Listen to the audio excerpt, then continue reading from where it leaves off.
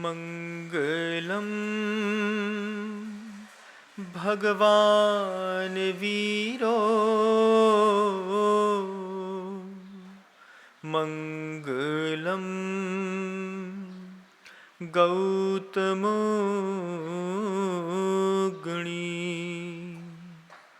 मंगलम कुंद कुंदार्यो जैन धर्मोस्तु मंगलम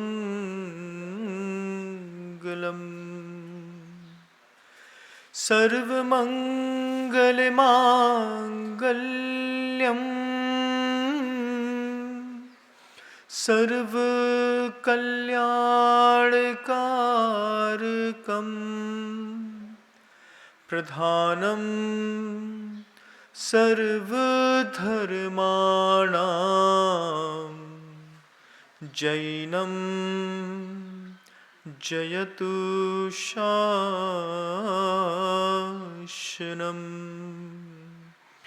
वंदे विद्यासागरम।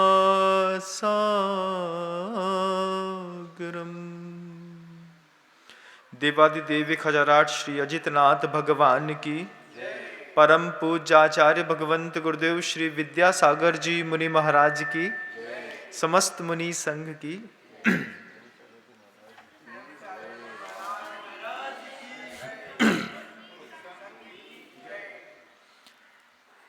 हमारा जीवन बहुत सारे विरोधी तत्वों के साथ मिलकर के बना है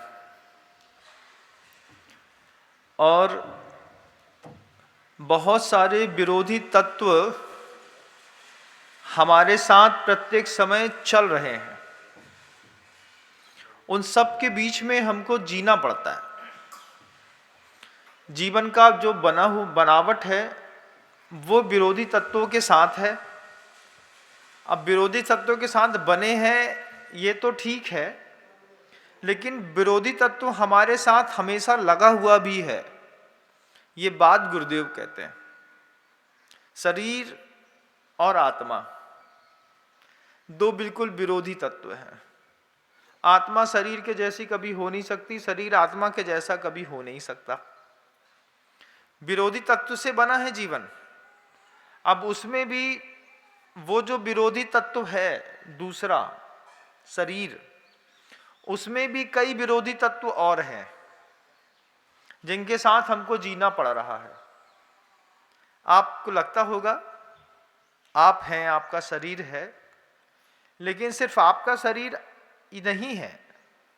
इस शरीर के अंदर जितनी इल्लियां बाहर दिखाई देती हैं उतनी करोड़ों इल्लियां आपके शरीर के अंदर आज भी बैठी हुई हैं।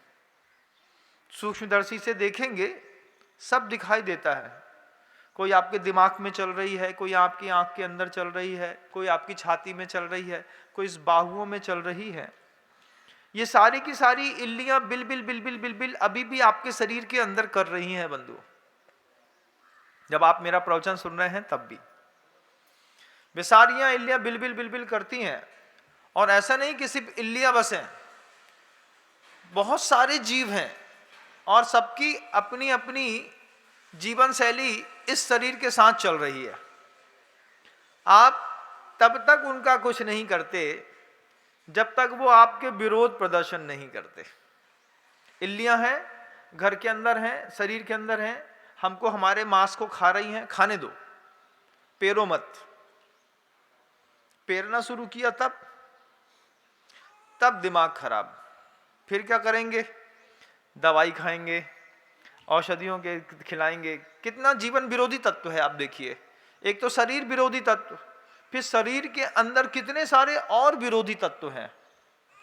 वो इतने सारे विरोधी तत्वों में बार बार आप जब भी देखेंगे आपको खुद पता चलेगा कि कोई वायरस कान में लग गया, कहीं फंगस छाती पे लग गई, कहीं पीठ के अंदर जाकर के एक स्पॉट बन गया, कभी किसी को टीबी हो गई तो वहां पे एक दाग दिखाई देने लगा, कहीं पर जाकर के देखा तो कुछ और होने लगा।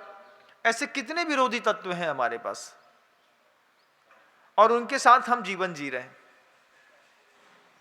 फिर ये विरोधी तत्व तो ऐसे हैं जो हमारे उपात्त परिग्रह के साथ लगे हुए हैं, वे परिग्रह जो जीवन भर हमारे साथ रहेगा, जिसको हम कभी छोड़ नहीं पाएंगे, ऐसा परिग्रह।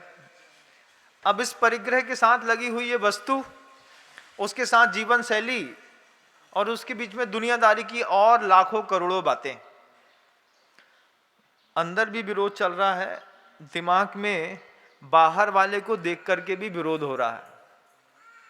पड़ोसी को देख करके अलग लड़ते हैं, घर में देख करके अलग लड़ते हैं, उसी के बीच में किचकिच पिच किचकिच के बीच में थोड़ा बहुत समय मिल जाता है सुबह सुबह का, जब सारे विरोधी तत्व थोड़ा शांत रहते हैं, एक आध घंटे के लिए मंदिर आ गए, उसी के बीच में पूजा कर लिया, अभिषेक कर लिया, शांति धारा कर लिया, और उतनी देर में भगवान से बहुत बड़ी बात मांग ली। क्या बड़ी बात मांग ली महाराज? भक्त रहते हैं, कभी भी आप मंदिर जी आइएगा, सुबह सुबह भगवान के सामने आकर के धर्म ध्यान करने में प्रकृति बहुत सहयोग प्रदान करती है। फिर वही सहयोग आपको सूर्यास्त के बाद संध्या के समय मिलता है। 7 साढ़े 7 बजे जब आप मंदिर आते हैं, तब भी आपको फिर प्रकृति फिर सहयोग प्रदान करती है। अब सुबह सुबह एक भक्त आ गया भगवान के पास, भगवान मंदिर में बिल्कुल खाली बैठे थे, कोई ना था भगवान के पास। भक्त ने भगवान को खाली देखा तो मन की बात कह दी।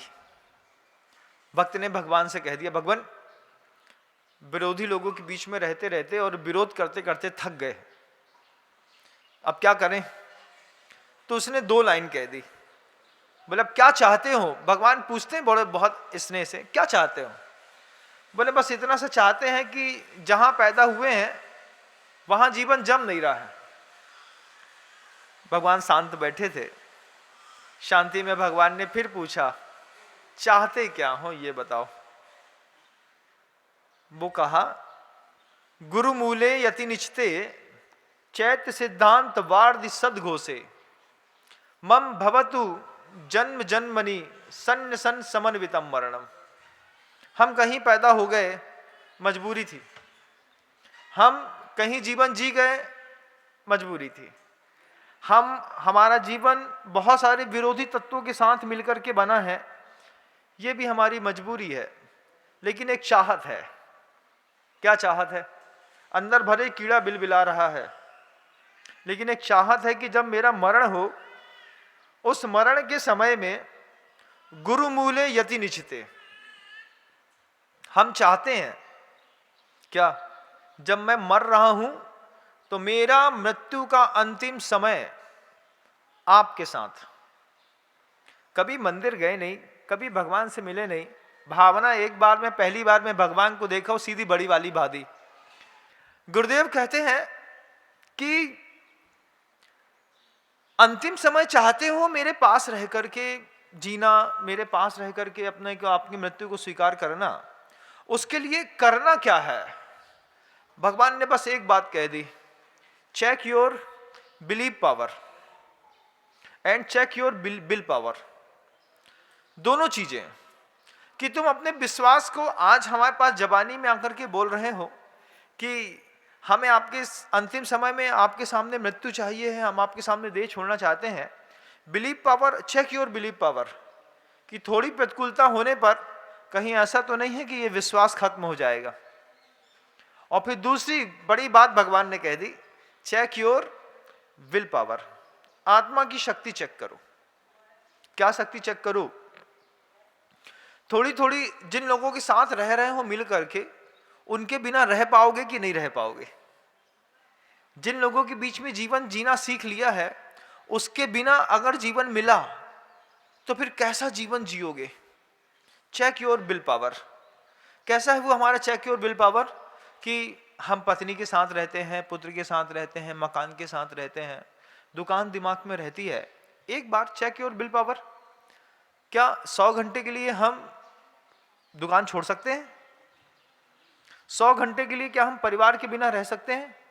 100 घंटे के लिए हम अगर कहीं चले जाएं तो किसी को हापादापी तो नहीं होगी? दिमाग में कीड़े तो नहीं काटने लगेंगे कि भैया तुम यहाँ हो, दुकान में कौन है, चेक योर विल पावर, फिर check your will for your sense, कि आपकी जो 5 इंद्रियां हैं, 5 इंद्रियों के साथ आपको रहने की बहुत आदत पड़ी हुई है। कैसी आदत है कि अगर 5 मिनट के लिए कोई बोले कि आंख बंद करो, 5 मिनट तक बैठे रहना है ऐसे ही, अब 30 सेकंड 40 सेकंड तो ठीक है, 1 मिनट बहुत ज्यादा अति हो जाती है। कोई कहे 5 मिनट तक आंख बंद करके रखना, चेक योर विल पावर, क्या करने वाला है, बाहर क्या चल रहा है, बाहर क्या हो रहा है, दुनिया हमको दिखाई नहीं दे रही है, कहीं कैसा तो नहीं कि 5 मिनट में पूरी दुनिया गायब हो जाए, मैं अकेला छूट जाऊं। तो हम 5 मिनट भी आंख बंद नहीं कर पाते, हमारा विल पावर बहुत कमजोर है। Check your will power for 5 sense, सुनने की शक्ति। घर के अंदर बैठे हैं, मान लीजिए 5, 7, 10 मिनट तक कहीं से किसी भी प्रकार की आवाज नहीं आ रही, मन के अंदर शंका हो रही, कहा भाई कोई है कि सब चले गए, नहीं नहीं सब हैं, तो फिर आवाज क्यों नहीं आ रही है, इतना सन्नाटा क्यों है भाई, कुछ तो आवाज करो। तो वो आपके दिमाग में वो बात आ जाती है कि इतना सन्नाटा क्यों है। चेक योर विल पावर, क्या कभी कोई बात सुनाई ना दे उसके बिना आप रह सकते हैं कि नहीं, कुछ दिखाई ना दे उसके बिना आप रह सकते हैं कि नहीं, क्योंकि इंद्रियां हैं, बरसों से इसके साथ रहते हुए आए, लेकिन हमेशा ये आपके साथ नहीं रहेंगी। शुरुआत में भी इंद्रियों ने आपका साथ नहीं दिया, अंत समय में भी इंद्रियां आपका साथ नहीं देगी। महाराज 70 साल के होवे को आए, मशीन लग गई, सोई चलत नहीं है, बड़ो दिक्कत होत है। एक बोलता है आंख से दिखाई नहीं देता, एक बोलता है महाराज जीभ का टेस्ट खराब हो गया है, कुछ खाते हैं पता नहीं चलता। एक आदमी बोलता है महाराज शरीर में ऐसी झुर्रियां पड़ गई हैं कि छूने में बड़ा विचित्र सा लगता है। चेक योर विल पावर की अंतिम समय में जिनके साथ पूरी जिंदगी के 40 साल 50 साल 60 साल निकाले हैं, इनके बिना हम जिंदगी का अंतिम समय निकाल पाएंगे कि नहीं निकाल पाएंगे। फिर गाना गाओ अपना, गुरु मूले यत निचिते चैत्य सिद्धांत वार्धि सदघोषे, मम भवतु जन्म जन्मनि सन्निसन समन्वितम मरणम। ये सिर्फ 2 लाइनें बोलने वाली नहीं है, इसमें अगर कर गुजरना है तो अपनी जिंदगी में अपने आप को तौलना पड़ता है, खुद तुला बनानी पड़ती है, खुद उसमें तौल करके देखना पड़ता है कि हम इसमें सही उतर पाएंगे कि नहीं उतर पाएंगे। खरे नहीं उतर पाएंगे तो क्या होगा महाराज, कुछ ज्यादा नहीं होगा, सब कुछ अच्छा ही होता है, मरोगे थोड़ी, आत्मा तो कभी मरती नहीं है। फिर क्या होगा, अगर रूपांतरण इस जन्म में नहीं कर पाए तो अगली जन्म में सांप बिच्छू बनना तो पक्का है। सांप बिच्छू क्या है, सुबह से लेकर शाम तक भोजन के लिए लगते रहते हैं। रात में 12 बजे सांप निकला है बाहर खाने के लिए। बिच्छू कोई भी कीड़ा, रात में आपको दुनिया में कोई भी प्राणधारी जीव जंतु आपको दिख जाएगा, उसकी सिर्फ एक यात्रा चलती है। रात के अंधेरे में जितने दुनिया में कीड़े दिखाई देते हैं, सिर्फ एक चीज के लिए बाहर निकलते हैं, भोजन के लिए। उनको पैसा नहीं कमाना है, उनकी कोई दुकान नहीं है, उनका कोई मकान नहीं है, उनका कोई पुत्र नहीं है, उनका कोई सगा संबंधी नहीं है, सिर्फ उनको एक बात की चिंता है, सुबह से लेकर शाम तक जब भी कोई जीव आपको रोड में चलता मिल जाए, कहीं पे कोई चींटी मिल जाए, चीता मिल जाए, हाथी मिल जाए, घोड़ा मिल जाए, बंदर मिल जाए, कोई भी मिल जाए, कोई भी तिरंज मिल जाए, सिर्फ एक यात्रा है पूरे जीवन भर, भोजन खाने के लिए चाहिए। रात में वो कीड़ा निकलता है खाने के लिए, सांप निकलता है खाने के लिए, बिच्छू निकलता है खाने के लिए, नेवला निकलता है खाने के लिए, बस खाने को चाहिए, दूसरी कोई उद्देश्य नहीं बचा। हमारे यहां भी जीवन में अभी कोई उद्देश्य नहीं बचा। मनुष्य पर्याय में आने के बाद सुबह 7 बजे से लेकर के रात को 12-1 बजे तक अच्छा दे दो, अच्छा खाने को दे दो, सो के उठे नहीं कि चाय दे दो, कॉफी दे दो, पोहा दे दो, हलवा दे दो, पूड़ी दे दो, रबड़ी दे दो, दोपहर में खाना दे दो, दाल दे दो, चावल दे दो, फिर जूस दे दो, फिर मलाई दे दो, फिर आइसक्रीम दे दो, शाम को रबड़ी दे दो, पराठे दे दो, सैंडविच दे दो, डोसा दे दो, बाजार में दे दो, यहां दे दो, वहां दे दो, बस दे दो दे दो दे दो दे दो दे दो, चल रहा है। कितना चल रहा है, तब तक कितना खा गए, तुम में और स्त्रियंश में कोई अंतर नहीं रहा। भगवान और भक्त की बात हो रही थी, भगवान ने बहुत गौर से समझाया भक्त को, बोलिए सुबह से लेकर शाम तक, रात तक, 12 बजे तक जो तुम्हारी चाप चलती है, चेक योर विल पावर, अंतिम समय में जब ये नहीं चलेगी तो सह पाओगे कि नहीं? क्या करें महाराज? भगवान और भक्त आपस में बात कर रहे थे। भगवान ने धीरे से कहा, थोड़ा संयम ग्रहण करो, सूर्यास्त के बाद भोजन नहीं करेंगे, इतना नियम ले लो। अरे हम तो सोच रहे थे कि आप दयालु निकलोगे, आपने भी बंधन में बांध दिया। अभी तो हम रात में 12 बजे तक खाते थे, अब आप कहते हैं सूर्यास्त के साथ। चेक योर विल पावर, अगर डेवलपमेंट चाहिए है तो। अदरवाइज कुछ ज्यादा घाटा नहीं है। भोजन, आहार संज्ञा, आहार तो छूट जाएगा बंधु अंतिम समय में, चाह कर भी कुछ खा नहीं पाओगे। जब अंतिम समय आता है ना, 10, 12, 15 दिन पहले भूख सब एक तरफा हो जाती है। फिर क्या होता है? कुछ नहीं महाराज, बस ऊपर रख के ऐसे देखते रहते हैं, ऐसे करते रहते हैं। आहार अंतिम समय में 10-15 दिन पहले अपने आप छूट जाता है। गुरुदेव कहते हैं आहार संज्ञा नहीं छूटती। भोजन करने की सामर्थ्य तो शरीर में खत्म हो जाएगी, लेकिन मन की इच्छा शक्ति का परिणाम उस समय भी, जैसे पिंजड़े में चूहा बराबर दौड़ता रहता है इधर से उधर, उधर से इधर, ऐसे ही हम यहाँ पर दौड़ते रहते हैं निरंतर बंधुओं। अंतिम समय में बिस्तर पे लेटा हुआ व्यक्ति, जिसके डॉक्टर बोलता है 15 मिनट बाकी हैं, उस समय भी उसके दिमाग में चल रहा होता है कि खुशबू अच्छी आ रही है, अगर ये मिल गया होता। काय की आ रही है? बोले कुछ नहीं, बरसात है तो भजिए की खुशबू आ रही है। अब वो भजिया, अब बड़ी मुसीबत है। डॉक्टर बोलता है 15 मिनट बचे हैं और मरने वाला बोल रहा है एक भजिया खाने को मिल जाता। चेक योर विल पावर बंधु। जैन दर्शन में इतना खूबसूरती के साथ माहौल बनाया कि श्रावक को बोल दिया शाम को 7 बजे के बाद भोजन नहीं करना। इसलिए नहीं कि तुमको भूखा मारना है, इसलिए कि तुम्हारा भाव सुधारना है। क्यों? शाम को 7 बजे के बाद, 6 बजे के बाद, सूर्यास्त के बाद भोजन इसलिए नहीं करना कि तुम अपनी आदत में डालो कि 6 घंटे, 12 घंटे, 18 घंटे, 20 घंटे, 22 घंटे हम भूखे रह पाते हैं कि नहीं। ऐन समय में क्या हुआ? अंत समय में यही भोजन छूट जाएगा बंधुओं। लेकिन भोजन के प्रति गर्दता जब नहीं छूटती है तो मर करके लोग तरबूज पे कीड़ा बन जाते हैं, कुछ लोग मर करके मेढक बन जाते हैं, कुछ मगरमच्छ बन जाते हैं। ऐसे मुनिराज तक हो गए हैं कि लोभ के कारण पानी पानी हाय पानी हाय पानी करते करते प्राण छोड़ दिया, जा करके समुद्र में मगरमच्छ बन गए, मछली बन गए। खूब पियो पानी जितना पीना है, अभी वक्त है। Check your will power. कि महाराज गुरुदेव तो कितनी अच्छी बात कहते हैं। गुरुदेव कहते हैं तुम्हारा गुरु सुबह 10 बजे छोड़ करके बैठ गया, तुम शाम को 5, 5:30, 6, 7 बजे नहीं छोड़ सकते?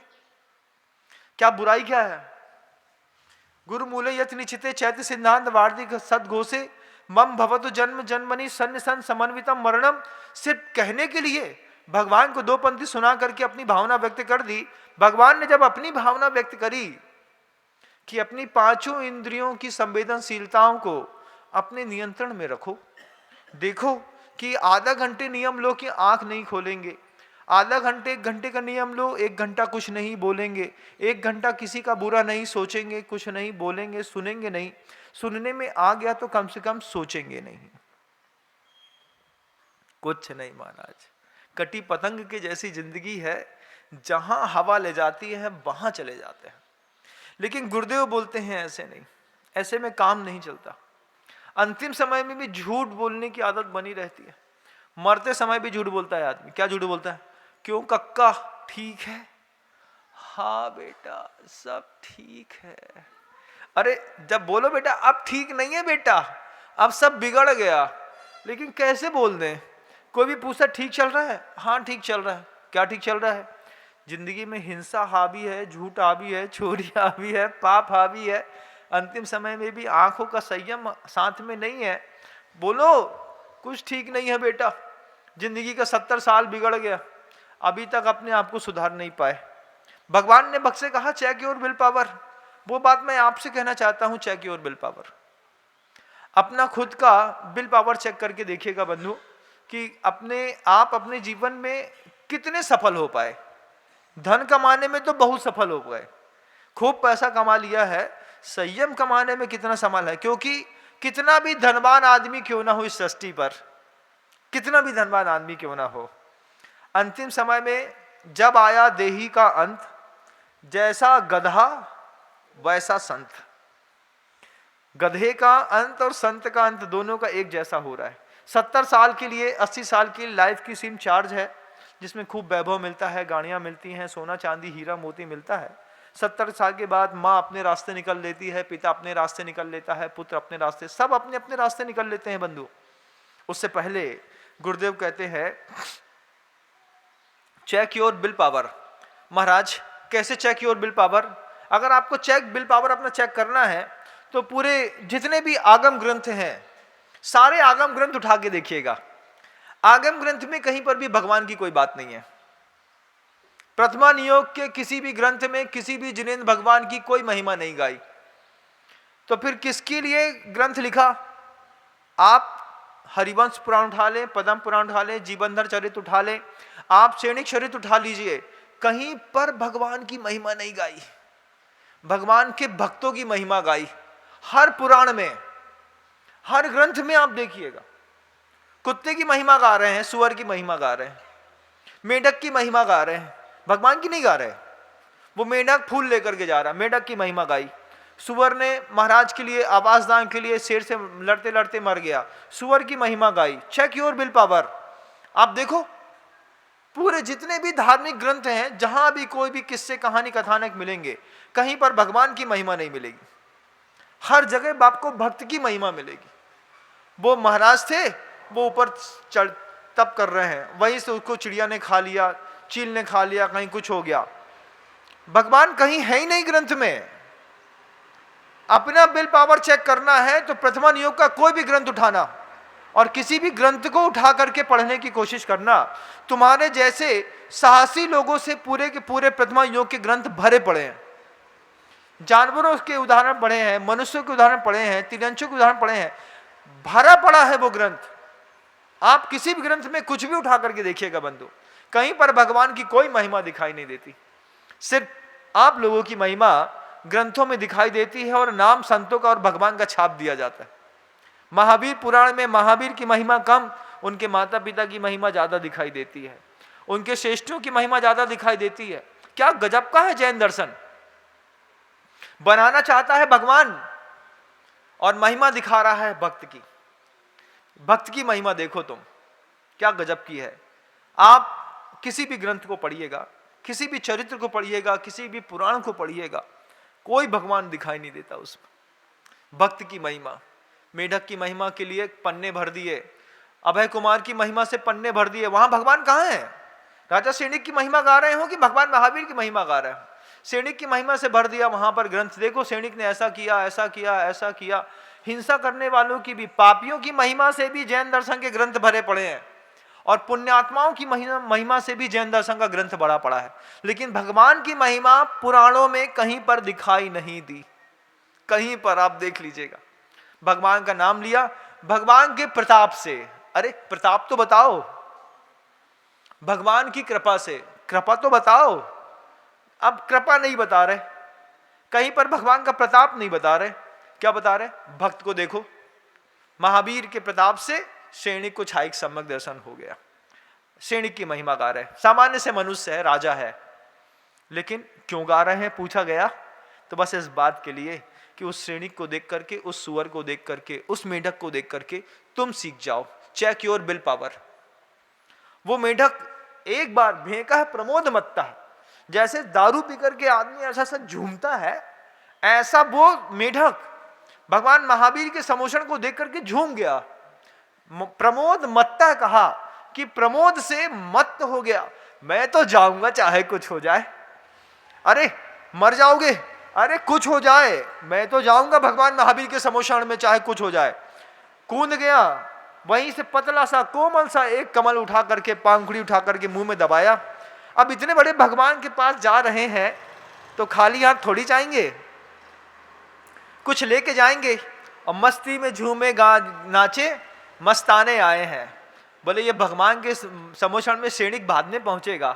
मेढक बोलता मैं पहले उचकता हूं, एक फुदक, दूसरी फुदक, तीसरी फुदक। वहां हाथी भेका प्रमोद मत्ता है, हस्ती प्रमोद मत्ता है।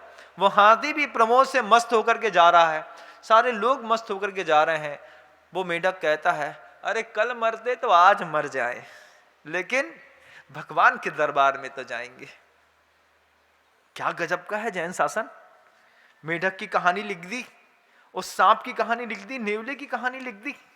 वहां पर जाकर के आप देखो बंधुओं, मैं गलत कहता हूं तो आप खुद चेक करो, खुद प्रतिमानियों का ग्रंथ उठाओ और बताओ ना मुझे किस पन्ने में भगवान की महिमा लिखी है। एक भी पन्ने में भगवान की महिमा नहीं लिखी। हर पन्ने में तुम जैसे श्रावकों की महिमा लिखी है, सिर्फ इसलिए कि चेक योर विल पावर। उस कहानी को पढ़ो और अपने आप को देखो। जब मेढक कर सकता है तो मैं नहीं कर सकता? जब वो वहां पर जाकर के भगवान की महिमा, वहां पे देवपद केवपद की महिमा बताने के लिए भगवान की कोई महिमा नहीं बताई कि अक्षय होते हैं, प्रातिहार होता है, इतनी ताकत है, केवल ज्ञान है, ये कुछ नहीं। क्या हुआ? भक्ति बता दी। वो देवपद और खेपद थे, उठा करके जाकर बाजरे का मोती, बाजरा चढ़ाए, मोती बन गया। भक्त की महिमा। किस लिए? कि कभी तुम भी जाकर के अपना बाजरा चढ़ाओ अपनी मुट्ठी का, देखो कि मोती बनता है कि नहीं।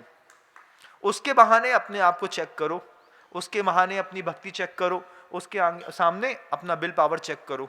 Check your will power. बंधुओं, आपसे कहना चाहते हैं, आपका समय थोड़ा सा इनको काम है इसलिए मैं छोड़ना चाह रहा हूं, लेकिन बात को गहराई से समझने की कोशिश करिएगा कि जिंदगी खूबसूरत बनाने के लिए आचार्यों ने बड़ी बड़ी बातें कही।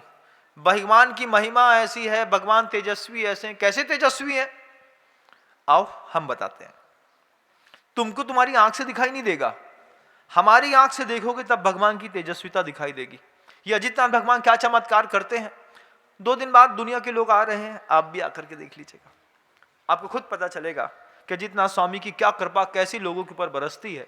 जब लोग आकर के सामने आपको अनुभव बताएंगे, संस्मरण सुनाएंगे, आपको खुद लगेगा कि अदृश्य शक्तियों की गजब की महिमा है। कैसी महिमा है ये 2 दिन बाद फिर पता करने का प्रयास करेंगे। अभी तो प्रथमा नियोग का कोई भी ग्रंथ उठाइएगा बंधुओं, कहीं पर एक भी पन्ने में, एक लाइन में भी अगर भगवान की महिमा दिख जाए तो बताना मुझे।